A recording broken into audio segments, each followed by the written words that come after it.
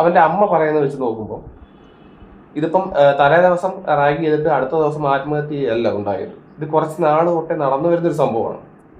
പക്ഷെ അവന്റെ പാരന്റ്സിന് അത് അറിയാൻ പറ്റാതെ പോയി. അത് ആരുടെ മിസ്റ്റേക്കാണ്? ഇപ്പൊ നമ്മുടെ എന്നൊക്കെ പറയുമ്പം എന്തെങ്കിലും ചെറിയൊരു ഭാവ വ്യത്യാസമോ അല്ലെങ്കിൽ എന്തെങ്കിലും ഇത് നമ്മളുടെ ക്യാരക്ടേഴ്സിനകത്ത് വ്യത്യാസം വന്നു കഴിഞ്ഞാൽ അപ്പോഴേ മനസ്സിലാക്കും എന്തോ ഒരു പ്രശ്നമുണ്ട്, എന്താ പ്രശ്നം എന്ന് ചോദിക്കും. പക്ഷെ എന്തുകൊണ്ട് ഇവിടെ പരാജയപ്പെട്ടു? എന്തുകൊണ്ട് മെഹീറിന് അവന്റെ ടീച്ചറിന്റെ അടുത്ത് പറയാൻ പറ്റിയില്ല ഇങ്ങനെ കുറച്ച് പ്രശ്നമുണ്ട് ടീച്ചറെ?